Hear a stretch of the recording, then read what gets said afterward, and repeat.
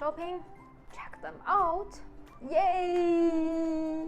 But after what you bought delivered, oh, I don't want this. Why did I buy this? This one is useless. Actually, I have a current one. Oh, I spent so much money for something new, but actually unnecessary. Okay, I won't buy anything. I swear. But after 2 seconds, oh, this one is lovely. This. Honey, if you did that, don't blame yourself at all. You know what? For the last 100 years, neuroscience psychologists, economists, and advertising and branding, plus media, all have studied so hard to seduce you to open your wallet. Why? Because you are the god of brand sellers. You are their incomes of their employment. You are the engine of a rate of consumption. And you are the main contributor to the growth of GDP.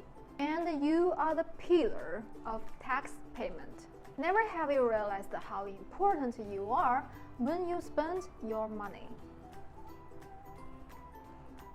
To answer the question, why can't we stop buying? How those experts and commerce get you? And in the end, let's discover how to rescue yourself from this abyss of consumption. Ready? Go! 1. Neurology.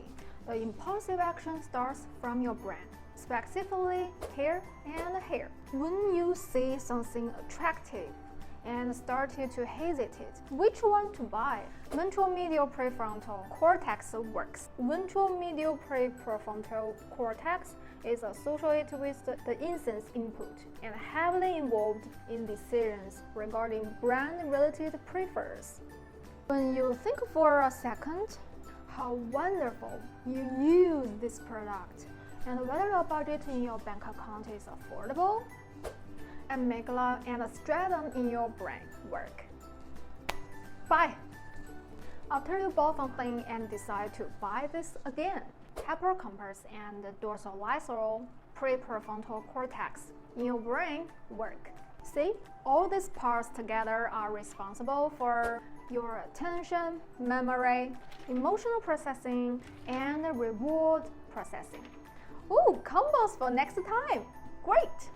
From an anthropological perspective, actually the regular stable life is easier for people to build their purchase habits.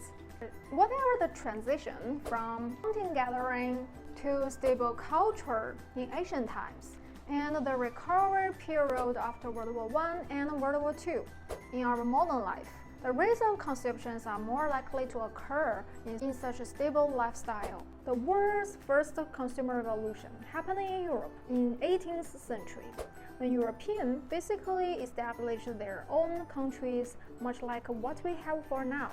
After numerous small wars, when people who had never before had any money beyond what they need just to survive, found they could go shopping for small luxuries, such as a clock, a mirror, a spare set for underwear, or a towel. In the United States, after World War I and World War II, mass immigrants and citizens then had a great amount of desire for going shopping, such as alcohol, cigarettes, decorations for holidays could enter people's daily life with sufficient daily goods space. A stable and regular lifestyle. Nowadays, almost all of us take granted for consumption, but there still have a big difference between different lifestyles. Compared to digital nomads and global trotters, people who live in a stable life are more likely to wait for hours to rush into the stores and go shopping crazily. After all, compared to the limited suitcases on traveling way, they have larger space at their home to store what they bought. Also, people in regular schedules in one certain place are more likely to be the customers at a certain leisure time. Oh, I go shopping at weekends. Yeah, every weekends. Go shopping is my life routine. Economically, don't forget the foremost precondition before you go shopping: disposable money or credits. The winner of Nobel Prize, the Professor Robert J. Shiller, once talked about how United Governments has encouraged banks to issue credits to the public to boost consumption and economic developments since 1920s.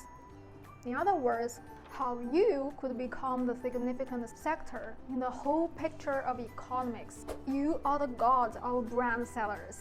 After that, if you lack of depositable cash, no worries, banks will come up to serve you. And nowadays, globally, we have a large amount of credit cards.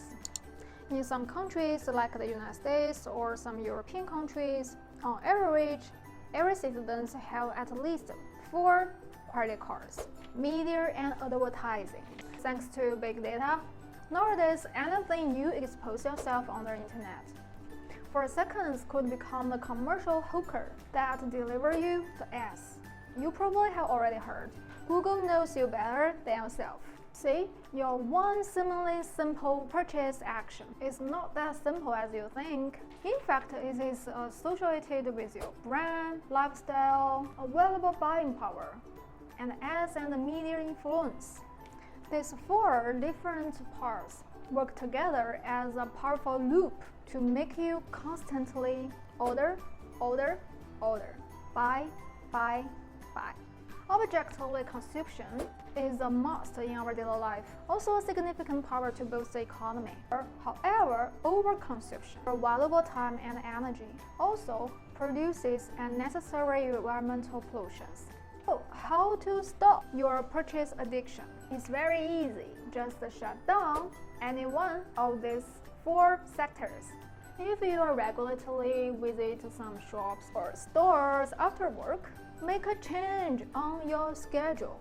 Switch to somewhere else, to gym, to parks, to library, or to travel, or travel far away. If you have several credit cards or high amount of credit available, go to the bank and close some of them, or decrease your available credits. You are easily led by ads and media. Block as email from your mailboxes. Even turn down your laptop and your smartphones. Keep healthy social distance from them. Quarantine now. If you always have some impulses to buy something, switch your attention to something else. For example, oh, Miss White's channel is updating. Welcome! I'm here for you on every Saturday.